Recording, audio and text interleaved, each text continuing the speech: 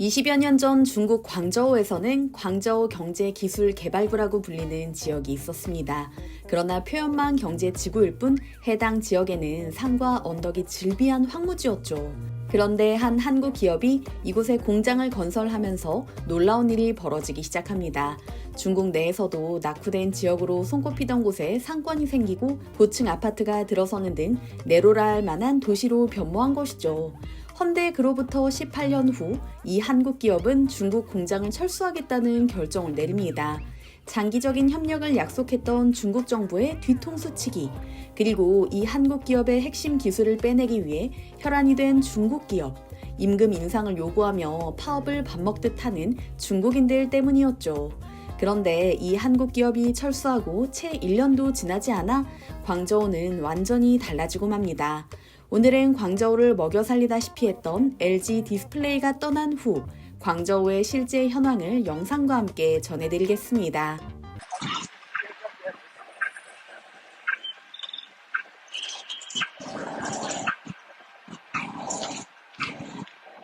又想改善下生活，咁啊肯定要食餐好噶啦。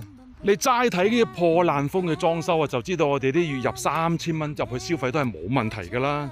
如果平時一個人無聊聊冇地方去，咪嚟呢度行一行咯。 전 세계 대형 OLED TV 패널의 절반 가까이 되는 물량을 생산했던 LG 디스플레이 광저우 공장. 실제로 LG 디스플레이 공장 유치는 광저우시가 20여 년이 지난 지금도 최고 성과로 손꼽을 만큼 큰 프로젝트였습니다. 당시 광저우 개발구는 LG그룹을 잡기 위해 필사적이었습니다. LG 디스플레이 측의 연락을 받자마자 즉시 투자 유치그룹을 구성해 협력 추진에 나선 것은 물론 온통 언덕투성이었던 부지를 단 2달 만에 평평하게 고르겠다 약속했죠. 심지어 LG 측에서 광저우를 방문해 부지를 살펴보고 싶다고 말하자 모두가 경악할 만한 일마저 해냈는데요. 단 2시간 만에 언덕 사이에 오르막길을 4차가 진입할 수 있도록 땅을 다져놓은 겁니다. 이와 같은 적극적인 협조에 만족한 LG 디스플레이는 어렵게 한국 정부의 승인을 받아 광저우 공장을 짓게 됩니다. 그 후 LG 디스플레이의 성공 사례를 지켜본 해외 기업들도 잇따라 광저우에 입성해 광저우는 호황기를 맞게 되었죠. 대규모 주거단지와 쇼핑몰을 비롯해 주재원들을 겨냥해 한식을 파는 식당마저 우후 죽순으로 늘어났습니다. 별다른 생계수단이 없었던 광저우 시민들 역시 LG 덕분에 광저우가 베이징이나 상하이와 비교하더라도 밀리지 않을 만큼 큰 도시가 되었다는 말을 입에 달고 살 정도였고요. 심지어 시진핑 중국 국가주석마저 LG 디스플레이 공장을 직접 방문해 덕담을 하기도 했는데요. 시진핑이 이와 같이 외국 기업을 방문한 것은 집권 이래 처음으로 중국 내에서도 크게 이슈가 될 만큼 이례적인 일이었다고 합니다. 그만큼 LG 디스플레이의 공이 컸던 것이죠. 그런데 한 해, 2해 지날수록 중국의 태도가 변하기 시작합니다. 특히 중국의 대형 디스플레이 업체들이 LG 디스플레이의 기술을 흉내내 제품을 만들면서 중국 당국과 광저우시의 태도가 삐딱해지기 시작했죠. 또한 호시탐탐 LG의 기술을 베끼려 애쓰던 중국 업체들은 급기야 2021년에는 대형 사고를 쳤습니다.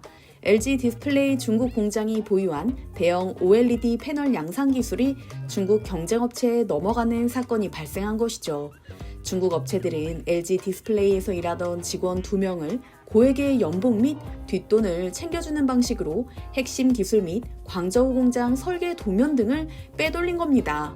기술을 유출한 이들은 법의 처벌을 받긴 했지만 LG 디스플레이로서는 입맛이 쓰디쓸 수밖에 없는 사건이었습니다. 그 후 중국 기업들은 LG의 기술을 베낀 제품을 말도 안 되는 저가에 판매하며 한국 기업 죽이기에 나섰습니다. LG의 기술을 훔친 중국 기업들은 부끄럽지도 않은지 LG의 기술을 그대로 구현한 제품이지만 반값도 되지 않는다는 주장을 한 것은 물론 중국 내에서 한국 기업은 몰아내야 한다는 여론까지 형성합니다. 거기에 더해 LG 디스플레이 대신 중국 기업이 들어선다면 한국이 아닌 중국인들에게 이익이 돌아갈 거라는 어이없는 주장마저 곁들였고요. 광저우 시민들도 이에 동조하며 광저우 내에서 무수한 일자리를 창출하고 지역 경제를 책임졌던 LG 디스플레이 몰아내기에 가세했는데요. LG 디스플레이도 가만히 있지만 않았습니다. 당시 LG 디스플레이 경영진은 사업 구조 개편을 고민하고 있던 참이었습니다. 상대적으로 만들기 쉬운 대형 LCD 패널의 경우 중국 기업들이 너나 할 것 없이 가세해 헐값에 판 탓에 한국 기업의 시장 경쟁력이 약해지는 추세였습니다. 또한 전체 디스플레이 시장에서 LCD 점유율이 가파르게 내려가고 있어 앞으로 사업 수익성도 더 낮아질 것으로 예상되고 있었는데요. 이에 LG 디스플레이는 중국 광저우 LCD 패널 공장 매각을 비밀리에 추진하기 시작합니다. 그것도 OLED 패널 기술을 빼내려 했던 중국 기업들에게 말이죠. LG 디스플레이의 미끼를 단번에 문 중국 기업은 CSOT, 무려 2조 원에 달하는 거금을 지불하고 공장을 인수했다고 하는데요. LG 디스플레이로서는 매각 대금의 일부를 OLED 사업에 재투자해 시장 경쟁력을 높이는 데 집중하기로 결정한 것은 물론 현금 확보를 통해 단숨에 흑자 전환에 성공합니다. 중국 기업들의 저가 경쟁으로 출혈이 극심한 LCD 패널 시장보다는 미래에 투자하기로 한 것이죠. 실제로 LG의 OLED TV 패널 출하량은 매년 두 자릿수 성장을 거듭하고 있는데요. 지난해만 해도 작년 대비 29% 증가한 물량을 기록했으며 LG는 업계 최초 4,000니트를 달성한 OLED 패널로 생생한 화질 구현은 물론 인공지능 기반의 4세대 TV까지 출시해 화제가 됐었죠. 본격적인 사업 개편을 통해 저가 LCD 시장이 아닌 OLED 제품군에서 입지를 다지려는 LG의 속내를 아는지 모르는지 중국 기업들은 자기들 세상이라며 마냥 좋아하고 있다고 하는데요. 사실 이런 현상은 디스플레이 패널뿐만 아니라 다른 제품군도 마찬가지였습니다. 한국이 뛰어난 기술력을 바탕으로 시장을 제패하면 중국은 한국 기업의 기술 훔치기에 혈안이 되어 있을 뿐 단기 이익만 고수하다가 전체 시장을 망치고 사업을 접근했으니까요. 그리고 광저우시에서도 서서히 변화가 일어났습니다. 평일 저녁은 물론이고 주말에도 북적거리던 광저우 시내와 한국 거리 등이 눈에 띄게 한산해지기 시작한 건데요. 영상으로 보신 것처럼 식당을 비롯해 대형 쇼핑몰 등 상업 단지는 유령 도시나 다름없는 상태로 변했으며 현지 자영업자들은 몇 주도 지나지 않아 울분을 터뜨리며 광저우시는 이제 망했다라는 한탄을 늘어놓고 있다고 합니다. 또한 고용 보장 및 높은 임금, 탄탄한 복지를 보장했던 LG 디스플레이와 달리 중국 디스플레이 업체들은 휴일도 없이 공장을 돌리며 이에 대한 보상조차 제대로 해주지 않는 등 횡포를 부리고 있다고 하는데요. 자업자득이라는 말이 떠오르는 건 왜일까요? 중국의 뒤통수치기에 한국 기업이 한두 번 당한 것도 아닌 만큼 광저우시의 몰락은 어찌 보면 인과응보라는 생각마저 듭니다. 你是谁？你是谁？你是谁？我是中国人。哦，那你是 on complete strangers. And then we have this type of thing of 요즘 중국 현지 분위기가 심상치 않습니다. 그동안 외국인들 사이에서 중국은 강력한 사회 통제와 도심 곳곳에 설치한 CCTV 덕분에 비교적 안전한 나라로 평가받았었죠. 그런데 최근 몇 달 사이 발생한 사건을 보고 들은 이들은 물론이고 중국을 방문한 관광객들 사이에서 심각하게 안전이 우려되는 후기가 들려오고 있습니다. 현재 중국에서 불특정 다수의 생명을 위협하는 묻지마식 범죄가 한 번도 아닌 여러 번 발생했기 때문입니다. 그것도 어린아이들과 학생들을 대상으로 말이죠. 때문에 현재 중국 여행을 계획하고 있던 외국인들마저 서둘러 여행을 취소하고 있는 상황인데요. 중국 내 치안 혼란, 과연 그 이유가 무엇일지, 현지 상황이 얼마나 심각하길래 현장 취재에 나선 BBC 기자마저 저지당하고 있는 건지 의문일 수밖에 없습니다. 최근 몇 달 사이 일어난 사건을 위주로 중국의 진짜 현실을 짚어보겠습니다. 우선 가장 최근 사건은 며칠 전 중국의 한 대학교에서 일어났습니다. 장수성에 위치한 우시공이의 직업기술학원에 다녔던 졸업생이 불만을 품고 학교로 찾아와 아무런 관계도 없는 학생들에게 범행을 저지른 건데요. 무려 8명이 숨지고 17명의 학생들이 다쳤으며 범행 현장 영상이 소셜미디어로 퍼져나가면서 중국 전체가 충격에 휩싸인 상황입니다. 심지어 해당 사건으로부터 불과 이틀 전 벌어진 참극의 충격이 채 가시기도 전인 시점이었죠. 이틀 전에 벌어졌다는 사건 역시 묻지마 범행이었습니다. 30대 남성이 후난성에 위치한 한 초등학교 근처에서 등교 중이던 어린이와 학부모들을 향해 차를 몰고 돌진했기 때문인데요. 이 사고로 초등학생 아이들을 포함해 최소 10여 명이 부상당했다고 합니다.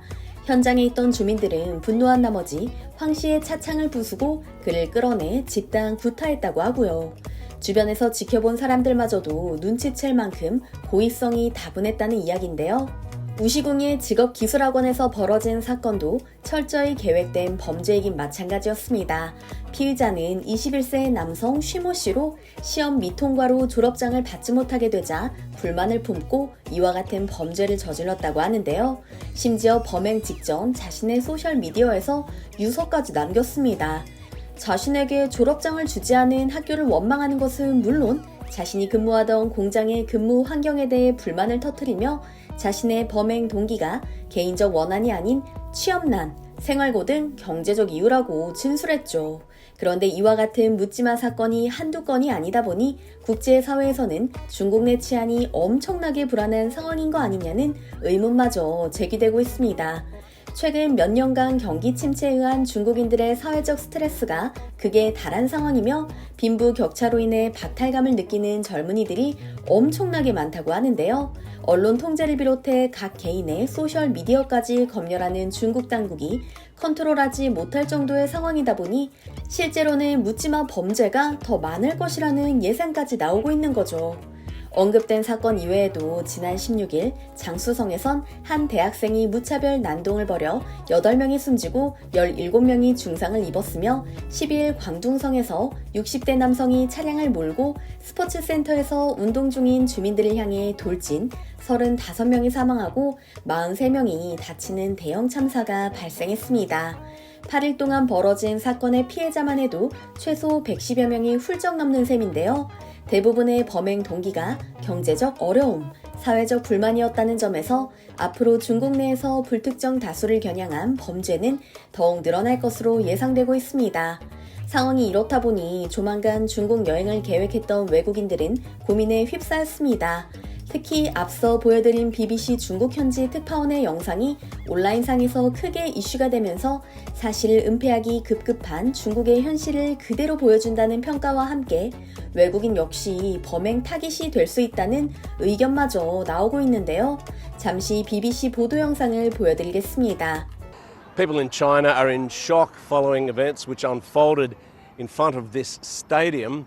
Now the complex is now closed off, but normally you can go in there and exercise. There are running tracks and the like, and you have groups of community dancing and this type of thing. But then a man in his 60s drove in there and ran down people. According to the police, dozens of them have now died and dozens more, many more have been injured. The death toll may even increase. And 不好意思，你别打扰我们。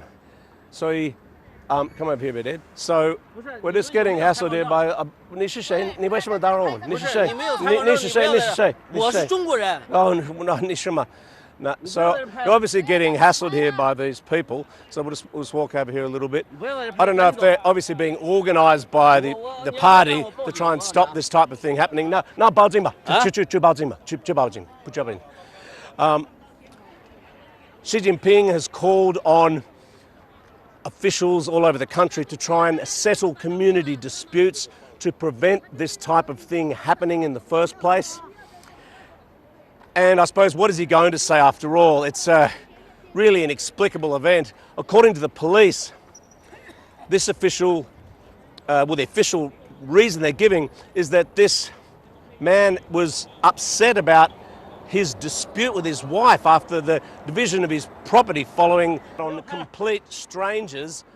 And then we have this type of thing of the government trying to stop it from happening. 你别，那我们，那你走，那我们要跟你别做那个，我也给警察打电话。你给警察打电话了？那行可以，好吧，那行我可以，好行可以。你呢？你是谁？我是中国公民。你没有权利打扰我们。我是中国公民，你给中国牌，你没有权利。你有裁判证吗？跟你没关系的。不要在这乱拍。你别打扰我们，你别做那个。我们告诉警察，你别做那个，你别做那个。你没有权利做那个。你知道你没有？你知道你没有？我你知道你中国的土地上你别让我我，你别做那个赶紧走，你你走别做那个，你做，你做。你在中国的土地上。 해당 영상에 달린 댓글 반응, 당연하게도 중국인의 황당한 행동을 질타하는 내용이 대부분이었습니다. 굴복하지 않고 보도를 이어간 BBC 기자의 기자 정신을 칭찬하는 내용도 많았고요. 그런데 이 중 눈에 띄는 내용이 있었습니다. 1,400개의 좋아요와 50개가 넘는 대댓글이 달린 바로 이 댓글인데요. 일반인이라면 해외 언론이 이 사건을 보도하기 바랄 겁니다. 보통 사람들이 BBC 기자, 그것도 외국인을 이토록 맹렬하게 저지하는 게 가능할까요? 비록 사복을 입고 있고 평범한 사람처럼 보이지만 그렇지 않을 가능성이 높습니다. 그의 행동을 관찰해본 결과 중국 내 법 집행관들이 흔히 하는 행동과 유사하다는 점을 깨달았다. 카메라 렌즈를 가리고 취재 자격이 있는지 묻는 걸 보면 영상에 등장한 중국인이 일반인이 아닌 고용된 사람이라는 사실을 추측할 수 있다와 같은 내용이었죠. 중국 당국이 일반인과 유명 유튜버 등을 이용해 여론을 조작한다는 사실 잘 알고 계실 겁니다. 한국 역사와 문화를 훔치려 애를 쓸 때도 마찬가지 방법을 사용했죠. 이번 사건 역시 참사가 벌어진 현장 근처에 사복을 입은 공무원을 배치해 외신 보도를 방해하려 했던 건 아닐까 하고 추측할 수 있는데요. 무엇보다 중국이 안전한 나라가 아니라는 점은 명확히 알 수 있는 영상이 아닐까 싶습니다. 여러분께서는 어떻게 생각하시나요? 오늘 영상도 흥미로우셨다면 좋아요와 구독 부탁드리겠습니다. 항상 함께 해주시는 구독자, 시청자 여러분 감사드립니다. 오늘도 행복한 하루 되세요.